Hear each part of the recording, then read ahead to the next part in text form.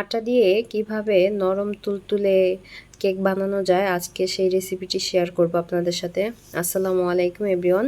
আর এই রেসিপির জন্য যা যা লাগছে, এখানে আমার 1 কাপ আটা, হাফ কাপ চিনি, 1 টেবিল চামচ কর্নফ্লাওয়ার আর 2 চিমটির মতো বেকিং সোডা, 1 টেবিল চামচ বেকিং পাউডার আর নিচ্ছি হচ্ছে 3টা ডিম।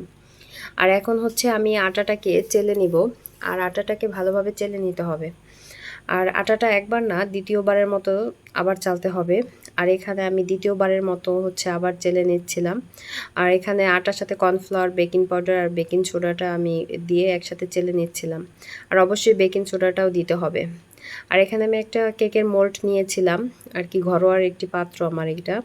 তো এই কেক বানানোর জন্য এখানে 3টার যে ডিম নিয়েছিলাম সেই ডিমটাকে আমি বিটার দিয়ে বিট করে নিচ্ছি। যাদের বিটার না থাকবে তারা হ্যান্ড উইক্সের মাধ্যমে আপনারা করে নিতে পারেন। তবে হ্যান্ড বিটারের কাজ আর হ্যান্ড উইক্সের কাজ একটু ডিফারেন্ট থাকেই, সেটা যেই বলুক না কেন যে একই হয়, কখনোই এক হয় না। আর এখানে বিট করার সাথে সাথে আমি এখানে হচ্ছে চিনি দিয়ে দিচ্ছি। চিনিটা হচ্ছে বারে বারে মিশাতে হবে, একবারে না, বারে বারে আপনাকে দিতে হবে। আর দেখেন বিট করতে করতে এটা সাদা হয়ে যাচ্ছে। আর সাদা হতে হতে এটার টেক্সচারটাও এখন দেখেন এই যে কেমন হয়ে গেছে। তবে এই টেক্সচার হবে না, আমাদের আরও একটু ঘনত্ব করতে হবে, যার কারণে আমরা আবার বিট করে নিচ্ছি। আর এরকম বিট করতে করতে আমাদের টেক্সচারটা চলে আসবে, একদম ঘন হয়ে যাবে। দেখছেন, জাস্ট এরকমই আর কি আমাদের দরকার। এরপর হচ্ছে আমরা এটার সাথে আটাটা মিলাবো। আর এই মিক্সড করার সময় অবশ্যই সাবধানে এই কাজটা করতে হবে। আর কারণ এখন যদি এই মিক্সটা যদি আপনি দ্রুত করেন না, তাহলে হচ্ছে আপনার ফোমটা ভেঙে যাবে। আর ফোমটা ভেঙে গেলে আপনার কেকটা কিন্তু সুন্দর হবে না, কখনোই হবে না, কেক বসে যাবে। আর এই যে দেখেন কিভাবে ঘুরিয়ে ঘুরিয়ে আমি মিক্সড করতেছিলাম। আর এই কাজটা খুব সাবধানে করবেন।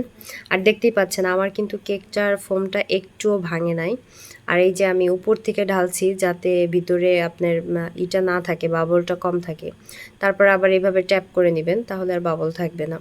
আর এই যে আমি ওভেন ফ্রি হিট করে নিয়েছিলাম, ওভেনে দিয়ে দিলাম 180 ডিগ্রি সেলসিয়াসে 20 মিনিটের জন্য। আর যাদের ওভেন না থাকবে আপনারা মাটির চুলায় বা গ্যাসের চুলায় আগে ফ্রি হিট করে নেবেন, যে কোনো পাত্রে, যেই পাত্রে বসাবেন। আর এই দেখেন কেকটা দেখতেই পাচ্ছেন কত সুন্দর, মাশাল্লাহ সুন্দর হয়েছে, নরম তুলতুলে হয়েছে। আর এটা মাটির চুলাও এরকমই হবে, হয়তো কালারটা একটু ডিফারেন্ট থাকবে। বাট মাটির চুলায় বা গ্যাসের চুলায় আপনারা যেই পাত্রে বসাবেন সেই পাত্রটা জাস্ট ফ্রি হিট করে নিলেই হবে, একটু হিট করে নিলেই হবে। আর এই যে দেখেন কেকটা কত সুন্দর হচ্ছে। আর এই যে দেখছেন মাঝখানে নেই, এখানে হচ্ছে আমার ছেলে ওই যে তুলে খেয়ে ফেলছে সে আগেই। আর এই যে দেখেন কেকটা কিন্তু অনেক নরম, অনেক স্পঞ্জ হয়েছে, একদম স্পঞ্জ কেকের মতন খুব সুন্দর তুলতুলে হয়েছে, দেখতেই পাচ্ছেন। আর আমাদের ভিডিওটা যদি ভালো লাগে অবশ্যই লাইক, কমেন্ট, শেয়ার দিয়ে পাশে থাকবেন। সাবস্ক্রাইব করবেন ইউটিউব থেকে দেখলে, আর ফেসবুক থেকে দেখলে ফলো দিবেন। আল্লাহ হাফেজ।